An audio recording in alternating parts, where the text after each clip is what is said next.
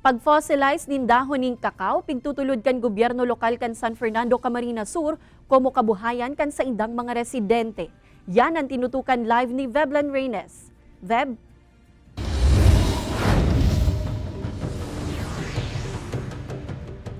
Dahon pa sana, kwarta na. Kate ini an mauot purbaran kan gobyerno lokal kan San Fernando, Camarines Sur sa pigkondusir na cacao leaves fossilization training. Katuwang ang di cacao project rekonosido kan LGU na apwera sa tsokolate. Dakula man ang potensyal kan mga handicraft products na gibo sa tig-fossilize na mga dahon.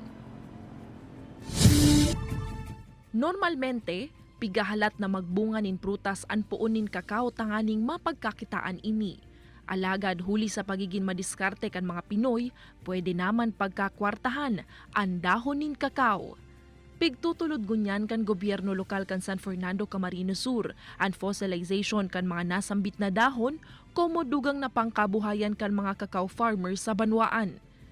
Ang mga fossilized na dahon nin kakao, pwedeng gamiton como materyales sa paggibo nin mga produktong handicraft, siring kan mga lamparang ini na orgulyo kan Davaoeñong entrepreneur na si Telesforo Sosa.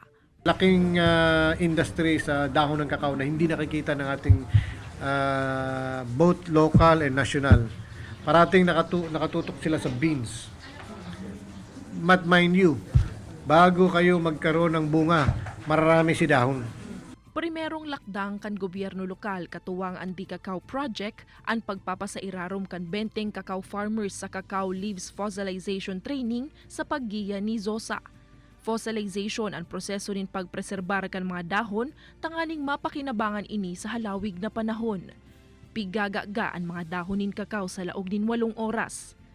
Pasaro-sarong pigbabrush tanganing mahali ang lamina o ang berdeng surface kaini. Dangan pigbababad sa bleach sa laog nin 15 minutos antes isablay asin i-air dry. Pag alang na, pwede na ining gamiton sa paggibo nin man iba-ibang produkto, siring kan mga pangdekorasyon. Yung lamina o yung green coloration, the chlorophyll, yun po yung ang tinatanggal namin inalis. Ang purpose namin bakit siya inalis, para hindi na po siya babalikan ng mga insekto or yung mga bukbok or whatever eating insect ng mga leaves.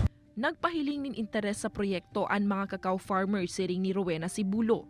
Segun sa iya, dakulang katabangan na mapapahiwas pa pala nindaan kaaraman asin kakayanan na magkita sa pagtatanom nin kakao.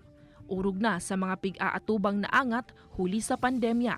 Kailangan po naming matuto para maipamana din namin sa mga susunod na henerasyon kung gaano kahalaga ang kakao sa buhay namin.